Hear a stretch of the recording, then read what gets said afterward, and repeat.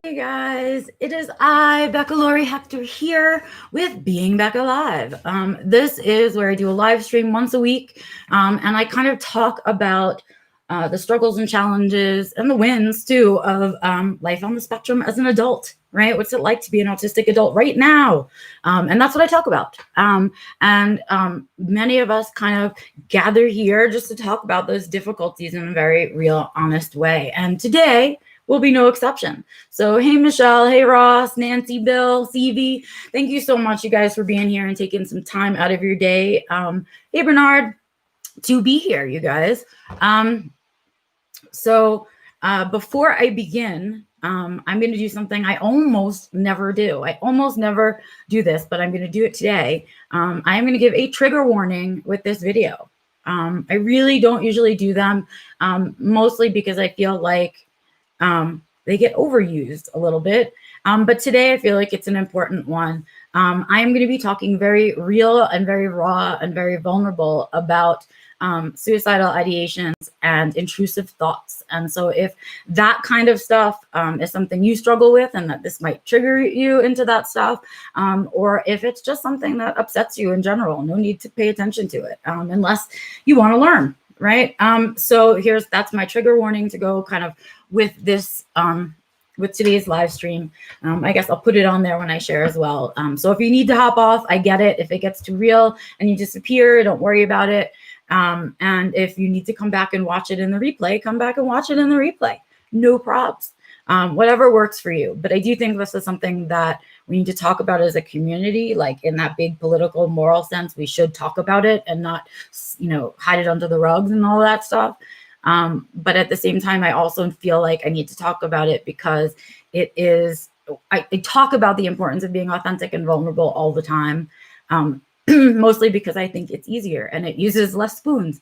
But this is a topic that I know is difficult for some people. And so I feel like, yes, it needs a trigger warning, but at the same time, it needs to be talked about. And if you guys are following me and watching me for my rawness, my realness, my authenticity, then you deserve also to know that you can trust me to be sharing that stuff with you, that I don't just share the good days and all that fun stuff. So that is today. That is what we'll be talking about today. If you need to hop off, you've been warned. And that's all I can do. I have done the best that I can. But I do want to talk about this stuff. It's been really... it's been something, suicidal ideations and intrusive thoughts is something that I have struggled with most of my adult life. Didn't really, I had some of this stuff when I was like in my late teens, early 20s, but it really, in my 20s and 30s and into my 40s, obviously, it has been a real struggle with intrusive thoughts and suicidal ideations. So with my diagnosis, there was a lot of relief from that. But I also know that it's how my brain travels through depression and anxiety too. Like when that stuff gets really, really bad, this is the way my brain and my body lets me know is with these suicidal ideations and intrusive thoughts. So let me first kind of define what that is for you.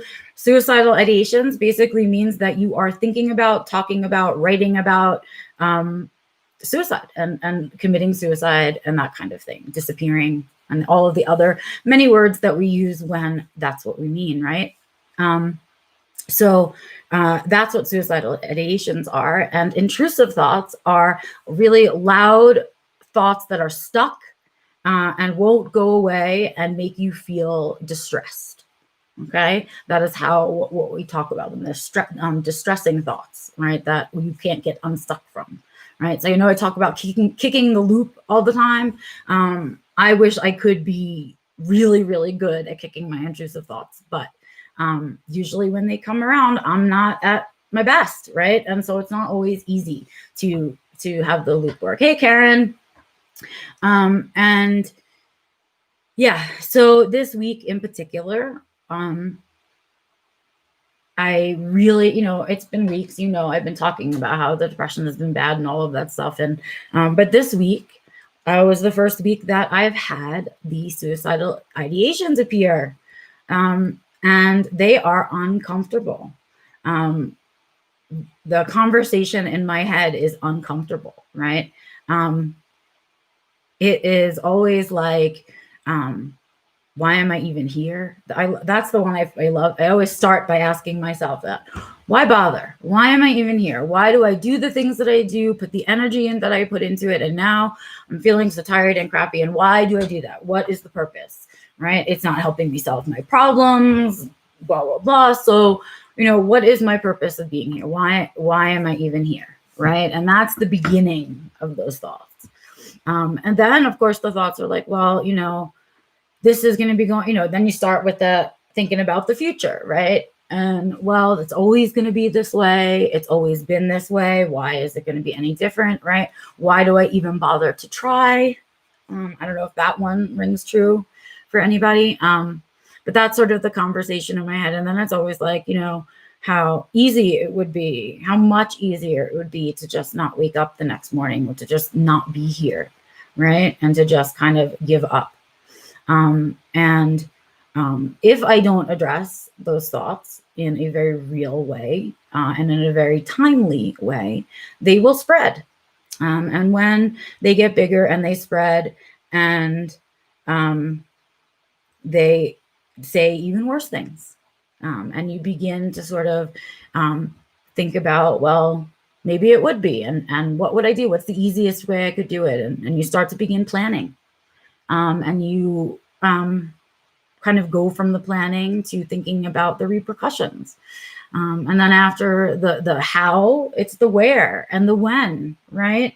And then there's the ever pervasive anxiety that says, what if it doesn't work? What if I wake up, right? And that conversation always becomes, well, you're not good at anything. You don't do anything right. So why would you do this thing right? Right? You really think that you're going to do it once and get it right on the first try there, Beck? Right? And that's the nasty conversation, right? And usually as that conversation is happening in my head, the intrusive thoughts begin.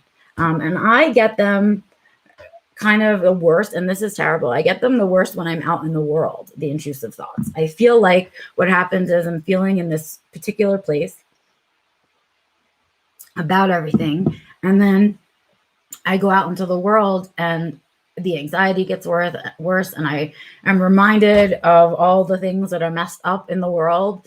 And then I start to have intrusive thoughts about suicide, where I see situations and I go, well, maybe that would work. Or what about something like that, right? And for me, the worst of those thoughts happen for me when I'm alone in the car. And this is when it becomes a real struggle for me, right?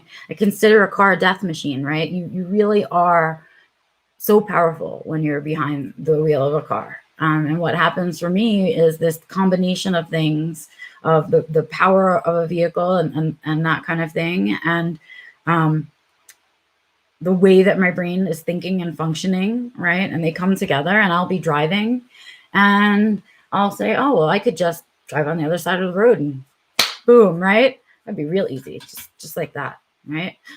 It's an intrusive thought. That's awful, right? Or I could just drive into that tree right over there, or off of that cliff, or whatever. And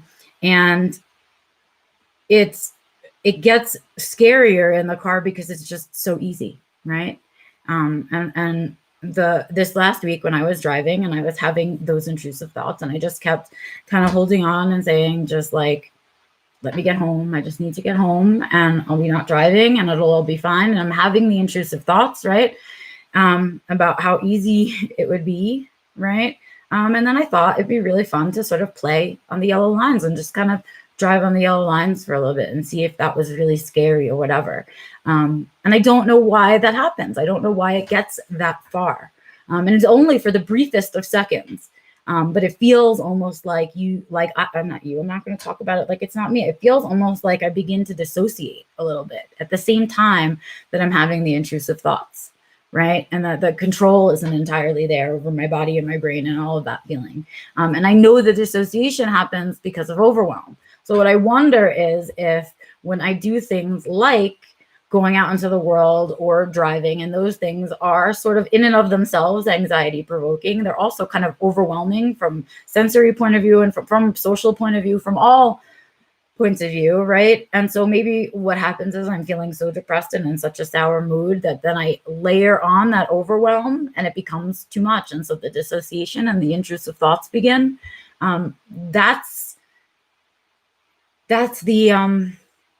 That's my understanding. That's the place I'm at in questioning and understanding it all, and sort of getting through it.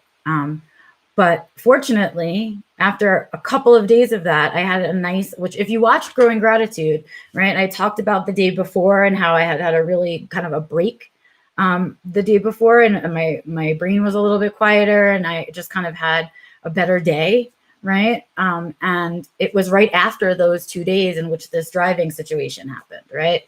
It was just after that that I had this little break in my brain where it was like, right? I can be less meh today. I wanted to get out of bed that day, right? And I think the mornings are the worst time for those thoughts. I wake up and when I'm in a funk and I know that I'm going to have a funky day, I usually wake up saying to myself, I don't even want to get out of bed today. I don't even want to wake up today. Those are the beginning thoughts of it.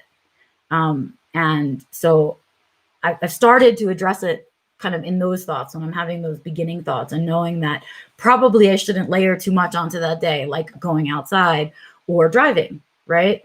But then I don't know if that's true. So I think I'm going to experiment with some of that stuff and kind of see. But I wanted you guys to kind of know the very real conversations and the very real intrusive thoughts that that my depression triggers, right? And it's not, please understand, it is unrelated to the autism, right? It's not related to that. The overwhelm and that layering on of stuff, that's the autism, right? But these intrusive thoughts and these suicidal ideations are part of the mental illness, right? They're part of the depression and the anxiety. They are not part of the autism, which is, a neurological developmental disorder. It is not, right? And it is not a mental illness. And so even though I'm talking about it here on my autism channel, I need you guys to understand that this is not the autism. This is the mental health that I picked up because of the trauma of not having an autism diagnosis, right? This is the mental illness, the mental health piece. That is not part of the neurodevelopmental disorder. It's just not part of the way that my brain was put together. It happened after the fact, right? And so, I want us to also remember to keep that in mind, because I know sometimes when I'm having these thoughts, my brain will do that really lovely thing where it'll be like, you're disabled, so why bother? Like, what do you have to add to the world, right?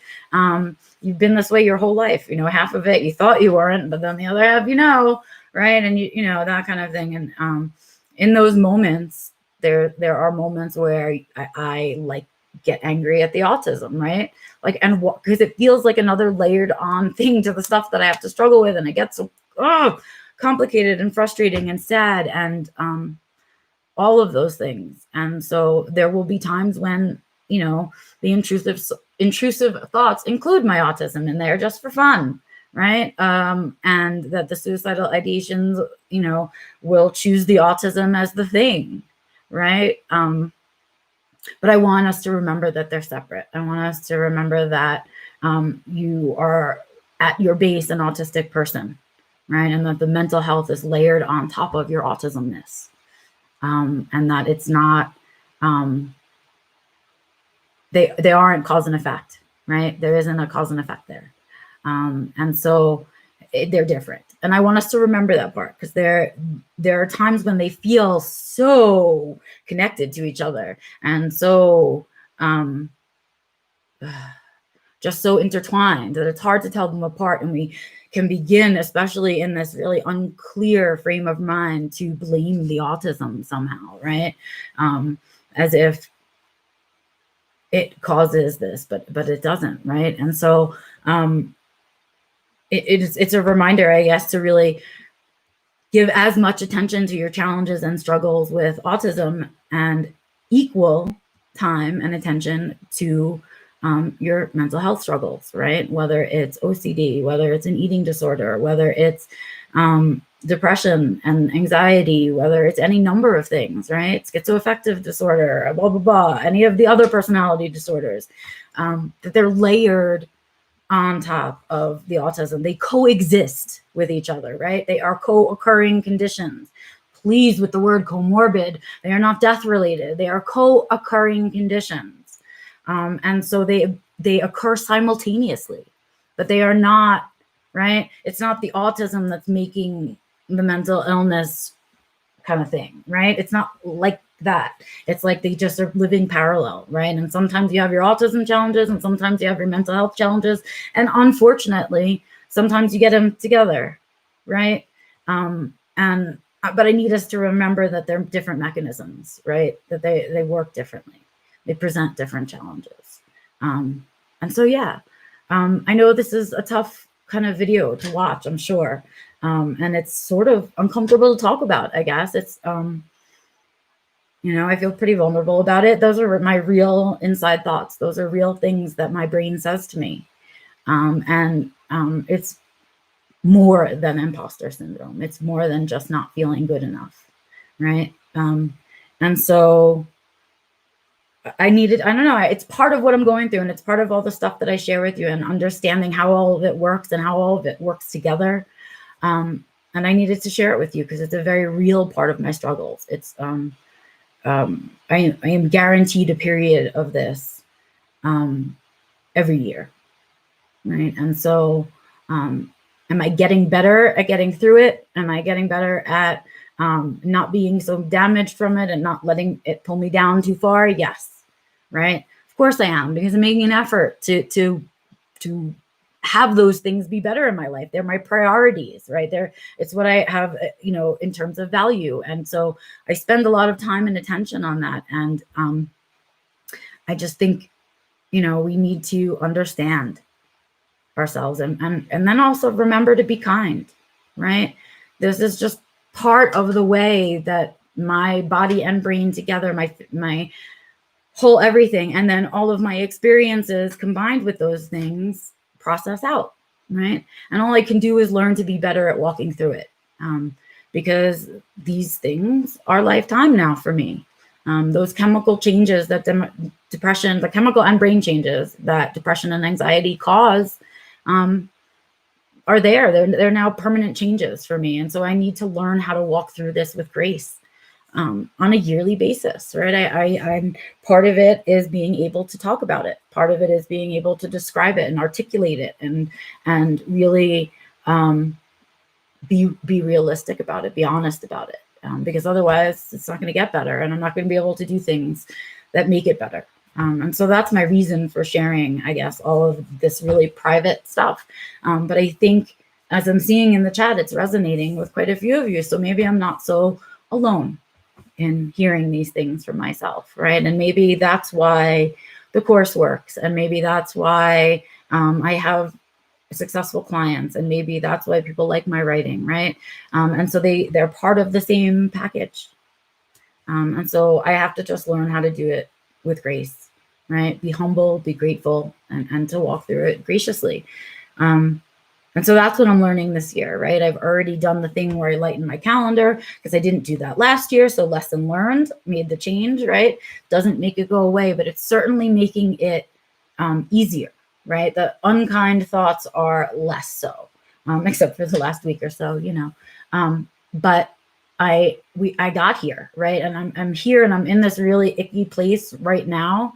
But you guys, yesterday was it? Yes, yesterday was solstice. So I'm like, I'm past the halfway point, you guys, right? I know that the seasonal depression makes everything worse. And so it makes everything louder. And so it eggs on the intrusive thoughts, and it eggs on the suicidal ideations, and all of that happens. But now from today on, I just need to remember that the days are getting longer.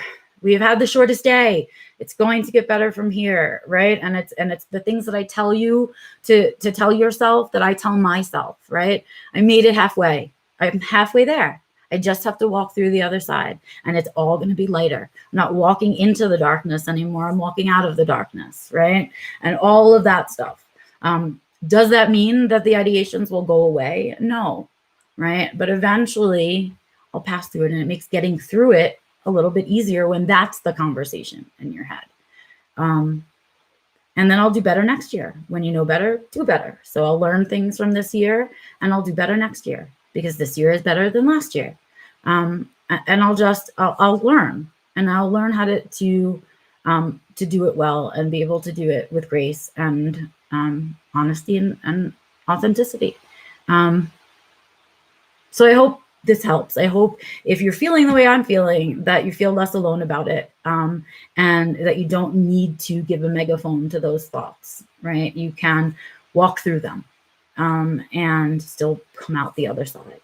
In any case, that's sort of what I have to share with you guys today on this week on Being Becca Live. I know already that solstice is one of my gratitudes for this week, which I will be sharing on Sunday on Growing Gratitude. And then I will, of course, be back for Being Becca Live next Tuesday, the whole deal. And as always, I appreciate your comments. I appreciate more than anything your thumbs up. I appreciate your shares and your views and all of those things, because it lets me know that all of this sharing and rawness and vulnerability is worth it. Yeah, leave me your comments wherever you're seeing this video. If you're not comfortable with that, you can email me directly at info@beccalaurie.com. And while you're there, you can sign up for my free newsletter or check out the course or do any of the other fun things that I have for you guys to do on my website. It's a real heavy one today, you guys. Let's not carry it with us all day. Let's just take the lessons and leave the feelings, right? We're going to take the lessons from all of this, and we're going to leave the emotions. I know that they were real, but they're time sensitive. You know, they end, right? And the lessons we can have for our lifetime. So take them. All right. Thank you guys for being here, for giving me your spoons, for sharing your time and energy. And I will see you guys out on the interweb. Go be free, create joy, share joy, do what you got to do, right? Celebrate your dog's birthday. That's what I did. And it was a lot of fun. So do something and then share it with us. You can share it in the group. You can share it on Facebook. You can share it in email to me. But don't keep all that joy to yourself. A lot of us need it out here. All right, you guys, have a good one. I'll see you on Sunday for Growing Gratitude, and I will see you out on the interwebs. Bye.